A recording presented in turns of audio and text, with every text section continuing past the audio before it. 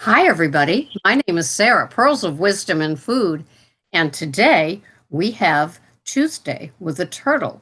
And we have Belinda with an Australian accent, and that's because that's where she's there, that's where she's sitting right now. She is in a totally different time zone. She stayed up extra late just to have this chat. So I'm so appreciative of her being here. And she's going to tell us her story because it's got a stall in it that's kind of different than the usual ones that we hear. So we want to hear about that. Welcome, Belinda. Hi, everyone. It's Thanks for so great having to me. it's so great to have you here. Belinda began her keto food plan in September of 2018, Yeah, that's correct. almost 6 months ago. And so she's had some success on it. But when she changed things up, it brought her a little bit more success. So she's got her story, and it involves being on Facebook groups that were in Australia, and then finding people in the United States doing keto just a little bit different, more um, old school keto. And that's when she did her adjustments. So you can dive in wherever you want to, Belinda. You can dive in with that issue or what got you to keto. How did you find it? And we can move on from there. All right. So, um, I also have a disability. When I was about 4 years old, I was diagnosed with spinal muscular atrophy.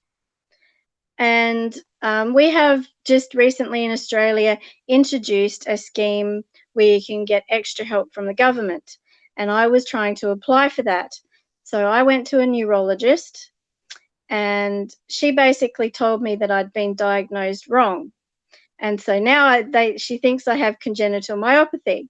So I joined a group on Facebook, and there was somebody on there talking about this keto diet that was helping them with their energy and getting around, and obviously weight loss. So I thought, oh, I'll give that a go. So my initial introduction wasn't to lose weight; it was other health issues. So then I found an Australian Facebook page, and so I followed what their advice was. And there was like a macro calculator, which there's millions of, but they suggested this one. And my fat ratio and my protein ratio were quite equal, like in grams, because I know you guys understand grams. Um, and we had 25 net carbs, and the rest of it's spread between the protein and the fat.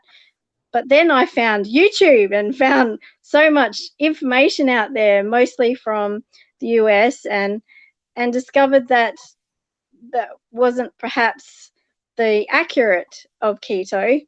So I switched it up a little bit and increased my fat a little bit.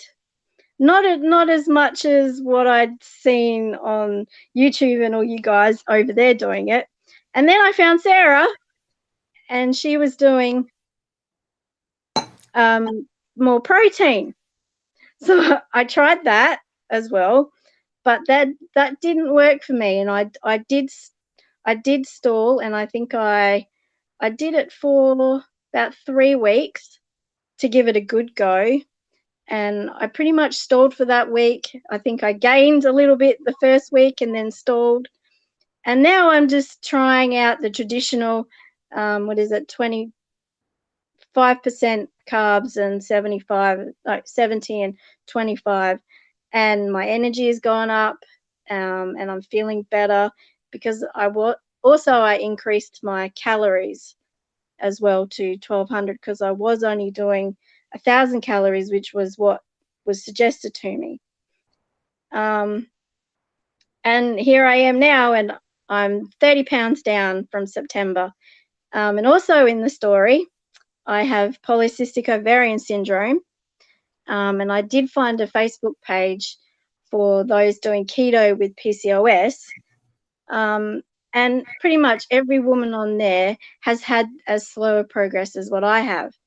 So that just reinforced to me that our hormones are very much a part of weight loss.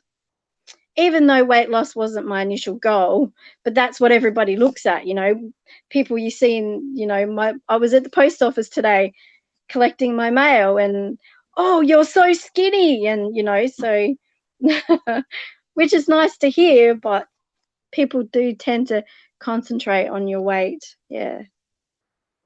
Okay, so when you said you switched things up, all right, so I have switched it up more than once, Yeah.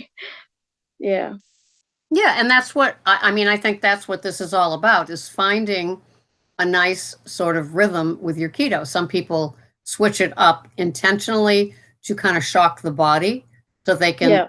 lose, and then other people just switch because suddenly, they don't think that that's working. I mean, I doubled my protein. You said you raised your protein and you think you gained weight when you did that, right? The first week I did, it was only like 200 grams.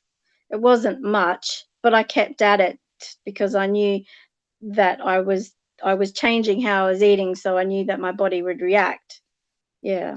So when you said, all right, so I'm trying to put this in the perspective of total carbs under 20.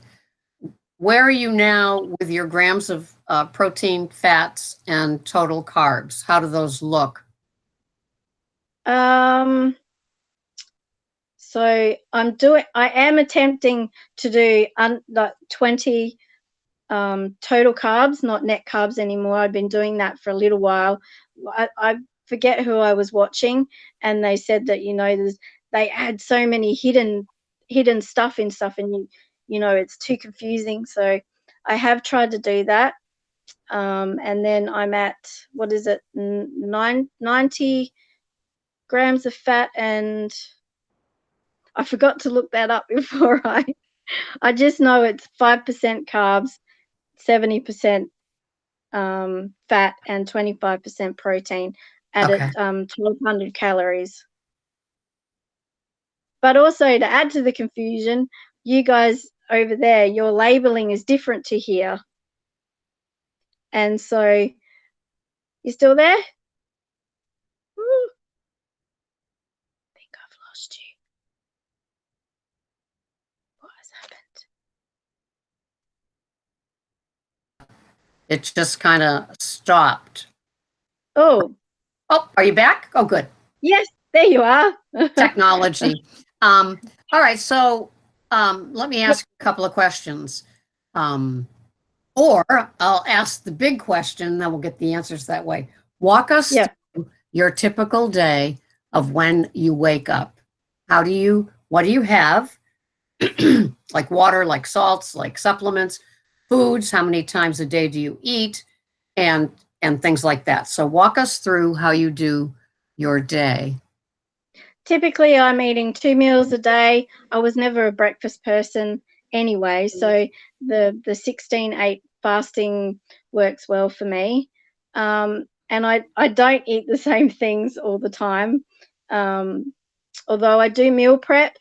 So I'm having it's hard to get grass-fed stuff in Australia that's cheap, and so I'm eating a lot of mince because that's the or ground beef, I think you call it, which is the cheapest form of grass fed for me. So I'm making my own chili and spaghetti or stroganoff or things like that. But I meal prep, so I'll eat that for the same thing certain days in a row. At the moment, I'm having like pickles and chicken and a sort of a salad thing because the weather is warm here at the moment. But yes, I try to mix it up as much as I can because I I find that works better for me. I have salt in my water. Um, I take magnesium, and I'm also taking cod liver oil, which is I've gotten used to. An acquired taste. Yes, it is an acquired taste. I was, when I first started taking it, I was having it with lemon, which really helped.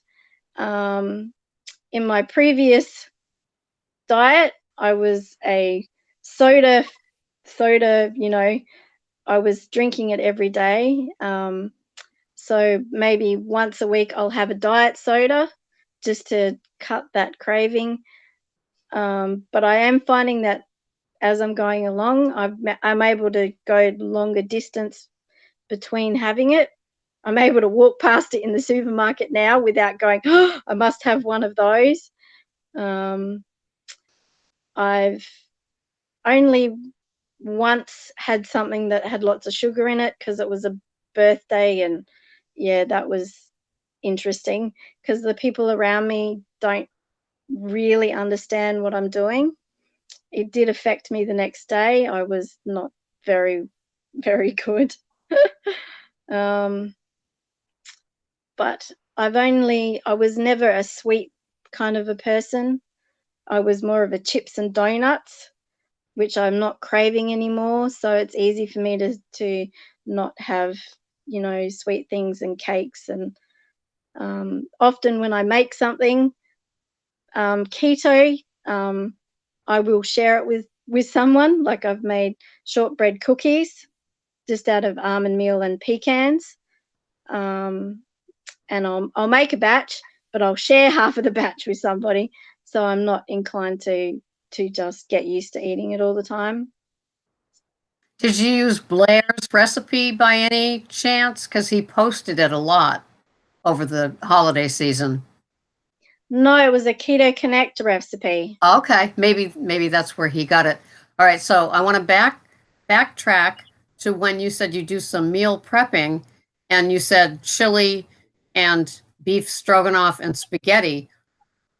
What do you use as substitutes for the beans and the pasta? Well, I think you call them miracle noodles. Okay. We have a similar thing here. However, it's quite expensive here. So I recently just discovered zoodles, like zucchini noodles, and so I think I'm going to stick to those from now on.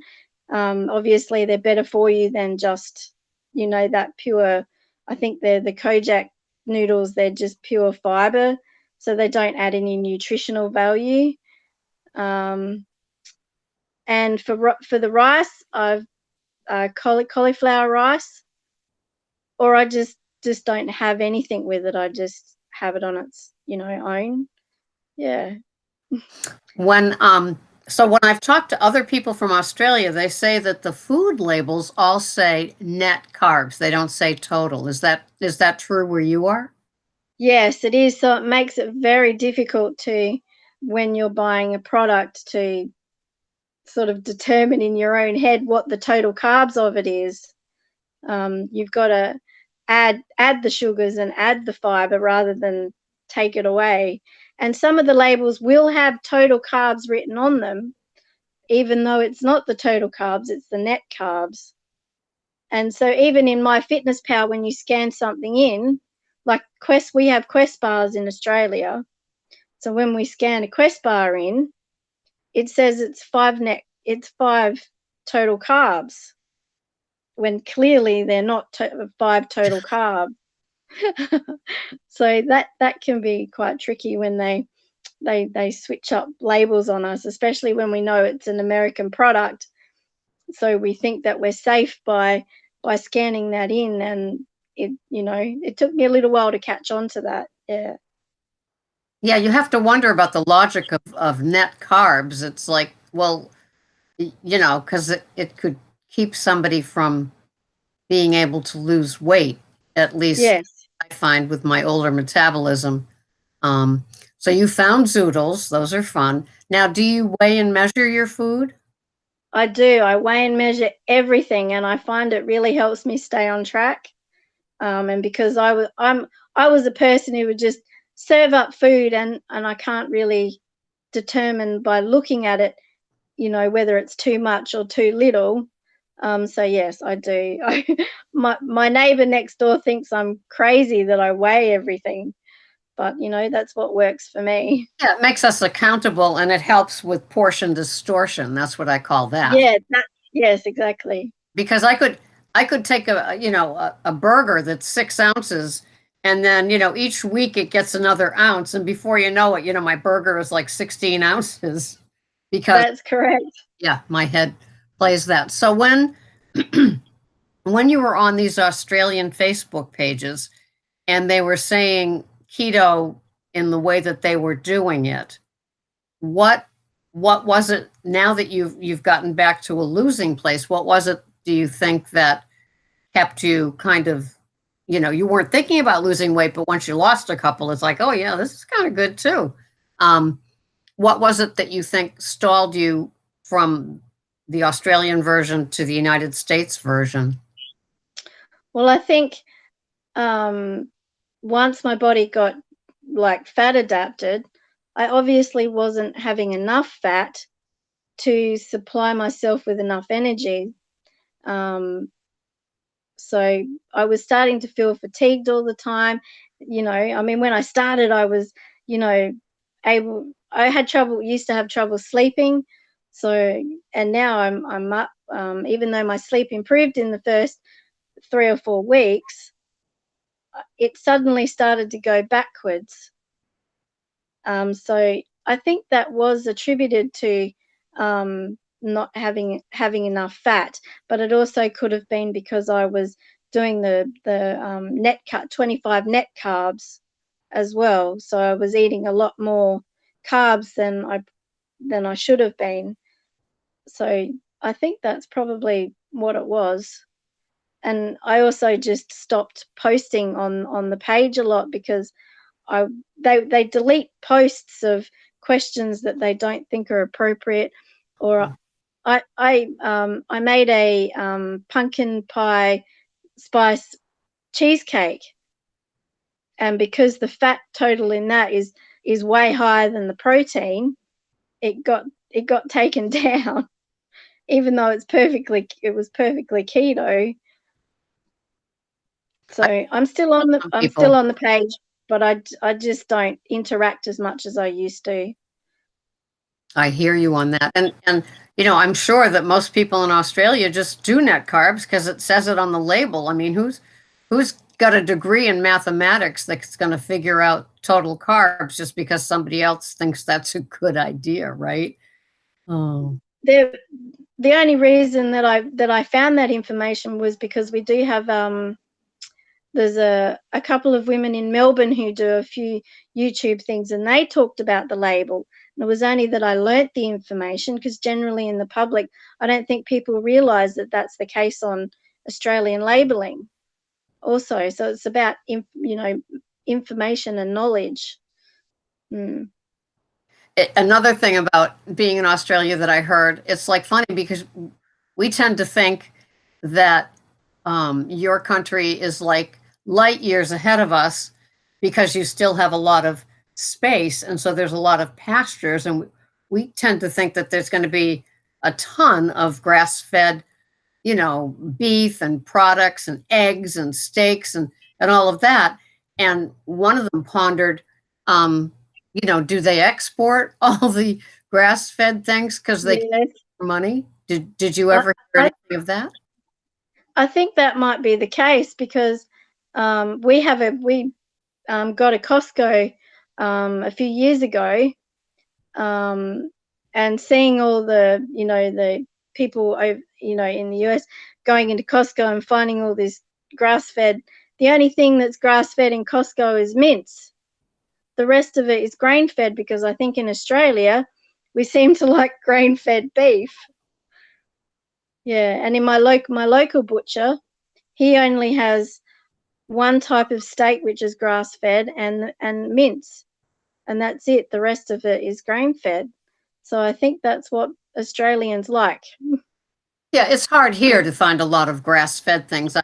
I've been buying from a U.S. Wellness some grass-fed steaks and other items, but locally, yeah, I can find meat, the grass-fed ground beef in the stores, and then we tend to think, at least I do, that you have a lot of lamb there as well. Is lamb a big meat in your country? Yes, lamb is huge, and on Australia Day, they push lamb. We have ads on the television telling us to buy lamb and have lamb on Australia Day.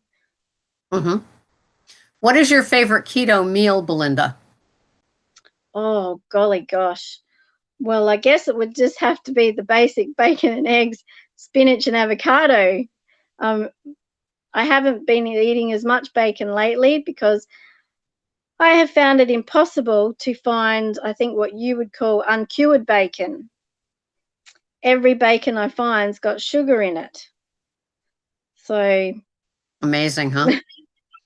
yeah, so um, I have cut back on my bacon because when I started, that was what I was having every day. Yeah. In your first meal? Yes, it was my first meal, was always bacon, eggs, baby spinach, and avocado. Sounds good to me. Now, I didn't hear dairy. Or how are you with dairy? Um, I already have a bit of an issue with dairy with my sinuses. Oh, Unfortunately, I do like dairy, but I have discovered that I don't react to sheep or goat's milk, cheese. So I I tend to buy once a fortnight a block of goat or sheep's cheese, and very rarely am I having like a normal cheese. I still do have it, but not as much as I used to. Yeah. so no heavy cream in your coffee or tea. I don't drink coffee and I don't drink tea. I only drink green tea. Oh, you're so mellow. Well, my mother wouldn't let me have coffee when I was little. And my father wasn't a coffee drinker. And then I think when I first tried it, I just didn't like it. So, and I tried to have a cup of tea once, but I had to put like 16 sugars in it, and that was so I just have my green tea, and I'm happy with that. Okay. So do you use butter? I do use butter. Um, I th- it's hard to find information about Australian butter, whether it's been grass fed or not. I have found a local um, butter that I'm 90% sure is has been grass fed, um, but I don't really use that much. I have started to lately a bit more, um, but I think I prefer ghee. I love ghee. Yeah, yeah, It's twice as expensive here as the butter, but it's worth it. I have it in small amounts. I melt it into my macadamia nut oil to put on my salad. So yeah. love it.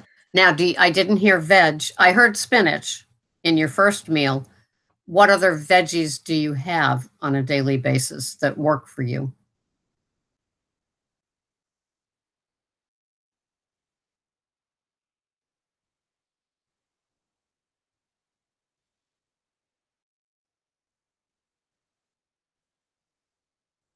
We seem to be frozen again. Hmm. Come back, Belinda.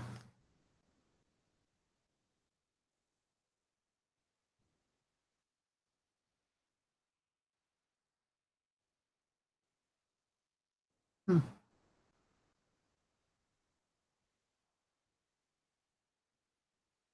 I'll wait another 30 seconds. This is what happens when you talk to somebody halfway across the world, right? We did get a lot of information from her on her daily foods and what she has. And it must be interesting switching from your country's way of labels and thus the Facebook groups that you have where everybody's assuming it's net, and it just kind of keeps the confusion going. I guess you could say the same for here in the United States when we have all the different sugars that unless you really have to be advanced labeling reader, advanced labels reader, so you can see when you put the back of the label, you'll see all the different things that you can recognize as sugars. They don't necessarily want you to recognize them as they're the chemical sugars, and not always good for you. She's up. I lost her. Okay, she's going to come back on the tablet. Let's see how that happens. I'd have to start over. So I'm going to sign out for now, viewers, and we'll see if she can come back. Or no, I'll keep you here and I'll see if I can get Belinda back on her tablet. We get so used to everything working perfectly, and then when there's a snafu, um, she said she was going to try to get me here on the tablet, and if that doesn't work in the next few seconds, we'll just sign off because it's been a half hour anyway. So let's give it a second. But as you can see, there is a difference. And when we had Sandra, our very first Tuesday with the turtle on from the Netherlands, she had to do some, in her head, changing up with things too, because everything's a little bit different over there as well. And so I think it's just fascinating to learn what we have to go through. The good part about the Netherlands is there's no GMOs. I couldn't get to her with that. So I'll send one more invite and then we'll see how that goes. But it has been interesting. And, when you add in a disability and PCOS, you're going to have more difficulties getting with the weight loss, although she's lost 30 pounds. So I would be delighted with 30 pounds. Belinda, you're back. Yeah, my phone overheated. Okay. Well, I just talked to myself for a few minutes until you came back. So I'm glad you're here again. So what were we talking about? Now, what is your deal with GMOs? Are they snuck into the foods in your country, or is there a ban on them like in Europe? Actually, I'm not 100% sure about that. Okay. Yeah, that might be something I need to start looking at on labels and things. I hope so. Oh, I know what I was asking you right when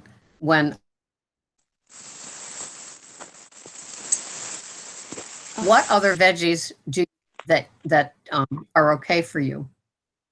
I was having asparagus, bok choy, green beans, enoki mushrooms, because I don't like normal button mushrooms. Lettuce, the cauliflower. What kind of lettuce do you buy? Cos lettuce or just a normal what is it called? Just the round green lettuce. I'm not very fancy with the lettuce. Okay. Okay. And Yep. I've also discovered Brussels sprouts. Mm. Which I discovered about 3 weeks ago. Yeah. I shaved them up. Mm-hmm. Shaved them up and cooked them with some bacon, and I think I put some butter in that, and I really liked it. And it's legal on keto. Isn't that amazing? I know. I think anything rich and savory like that with a side of protein, pork or beef or something like that, it's so divine. It's so elegant. It's so savory and it's so satiating. It beats anything carby. I've got some more in the freezer, so I have to remember it's there. Yeah. To use it up. You cooked it on top of the stove? Yes, I did. Okay. Yeah.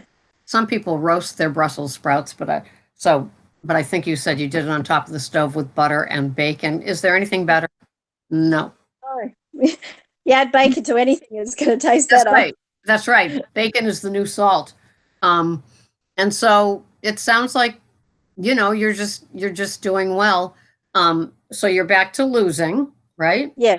It's still slow progress, but at least it's progress. And I've also done measuring as well, and I've definitely lost centimeters.